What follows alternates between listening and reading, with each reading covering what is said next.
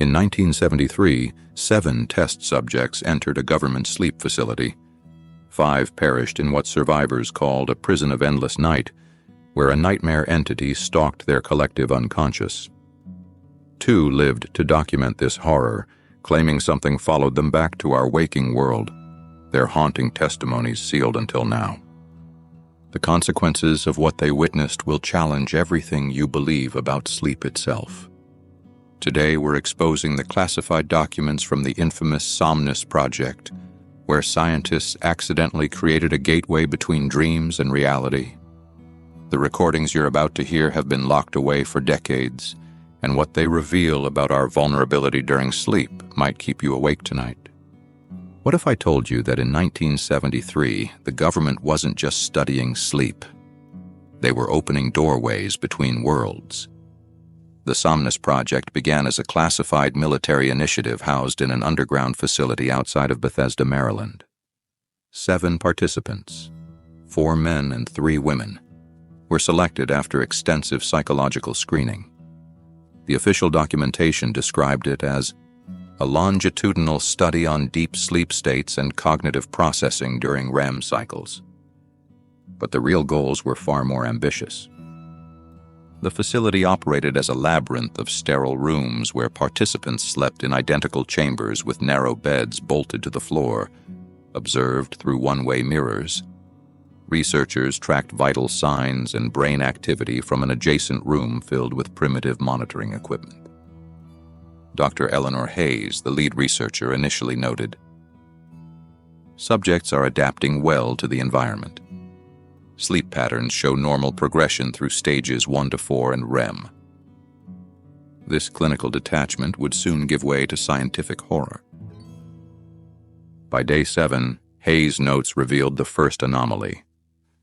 Subject 03 reported unusual dream content featuring a dark figure watching from the corner of his room.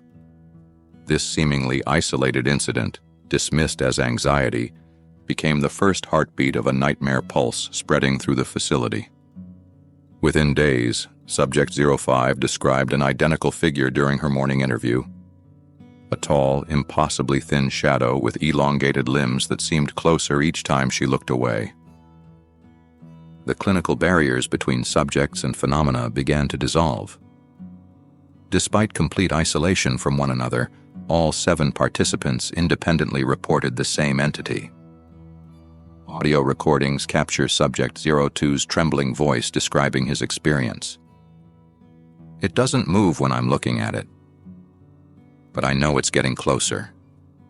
Its arms are too long, they drag on the floor. And its face. I can't actually see a face, but I know it's watching me." His fear transcended sleep states. "The worst part is that even after I wake up, I still feel it watching me." The boundaries between observation and manifestation blurred further as unexplained physical symptoms emerged. Subject 01 woke with 3 long scratches down her back. Subject 04 experienced severe nosebleeds starting precisely at 3:17 a.m. for 3 consecutive nights. The technological infrastructure itself seemed to respond. Equipment malfunctions showed identical readings across all 7 participants simultaneously. Security cameras captured unexplained shadows moving through hallways as temperature gauges recorded sudden, localized drops. Dr. Hayes' personal journal, declassified in 2011, reads like scientific notes dissolving into existential dread. Something is happening that science can't explain. The participants are experiencing identical dream events without contact. Their brainwave patterns synchronized completely, a statistical impossibility. The phenomenon crescendoed on night 14 when EEG readings revealed all participants sharing identical brainwave patterns unlike any known sleep state. Hayes noted with clinical terror, "These aren't normal human brainwaves. They're too organized, too perfect in their synchronization. It's as if something else is controlling their minds." The researchers analyzing this data in the main lab remained unaware of a tall, dark shape in the corner, a distortion the security camera couldn't properly focus on. By morning, Subject 06 was found catatonic, eventually whispering only, "It knows we're watching." The project documentation ends abruptly. A researcher's final memo warns, "We've created a bridge between consciousness and something else. By observing these shared nightmares, we've made them stronger. It's using our monitoring as a doorway." The most disturbing question isn't whether we share our nightmares. It's whether our nightmares can share our world. By day 14 of the Somnis Project, the boundary between dream and reality began to blur in terrifying ways. Subject 07, a 34-year-old former Army medic, was the first to report seeing something while fully awake. Security footage shows him suddenly freezing during breakfast, staring into the reflective surface of a metal food tray. In his subsequent interview, he described seeing the entity watching him from behind his own reflection. The moment marked the first tear in reality's veil. His eyes had widened, hands trembling as the entity's shadowy form materialized, not in the room, but within the mirror world of the tray, standing silently behind his shoulder. Within hours, Subject 03 encountered a similar horror in the bathroom mirror, her scream echoing through the facility as she witnessed the faceless presence invading her reflection. By nightfall, all 7 participants had seen the figure in reflective surfaces, a dark sentinel always positioned just behind them, visible only in reflection's liminal space. The mental decline accelerated rapidly. Sleep logs show Subject 02 fighting consciousness, using self-harm to prevent sleep. "It gets closer every time," he pleaded as researchers intervened. Surveillance captured him pacing until collapsing at 3:17 a.m. The exact moment all other participants bolted upright in bed, unified in terror. Throughout the facility, security cameras documented the shadow's invasion. Each night at precisely 3:17 a.m., video feeds captured unexplained distortions, elongated shadows moving against light physics, like fingers of darkness reaching through from elsewhere. In the main hallway, a faceless silhouette stood motionless for 7 minutes before the camera failed completely. Night nurse Margaret Collins's testimony provides the most chilling eyewitness account. "The temperature plummeted as monitoring equipment displayed impossible readings," she wrote. "When I turned, I saw it looming over Subject 04. Arms impossibly long, fingers nearly touching the floor, its face a void of features. It didn't react to my scream. It simply dissolved into nothing, leaving behind an Arctic cold."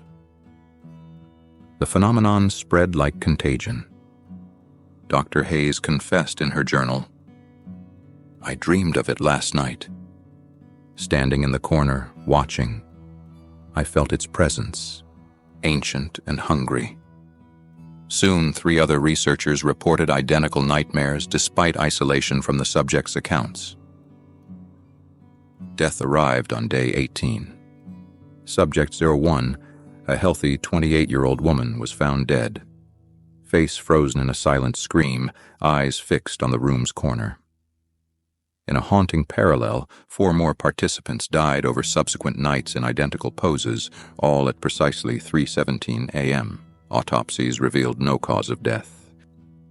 As panic consumed the facility, brain scan analysis revealed the impossible: identical neural patterns across all subjects when encountering the entity. "Their amygdalas activated in perfect synchronization," wrote Dr. Weiss. "Their brains responded to something objectively real." The research team's final attempt to document the phenomenon remains classified, with only one notation. Evidence suggests extra-dimensional intrusion. Project terminated immediately. Only 2 participants survived. Their sealed testimonies reveal the ultimate horror. What happens when the nightmare releases you, but you never escape its gaze? The 2 survivors of the Somnis Project carried their nightmares into waking life. Subject 02, Matthew Harding, never slept without lights again. His journals, found after his suicide in 1982, documented the entity's persistent presence, always in corners, always watching. The pages grew increasingly frantic until his final entry. It's waiting in the space between breaths. The second survivor exists in shadows, surrounded by monitoring equipment and perpetual light. Her rare interviews reveal how women experience sleep disturbances with greater intensity, their recovery compromised. Their lives remain tattered dreams, never fully reclaimed. Fragments of human consciousness scattered by something science still cannot explain.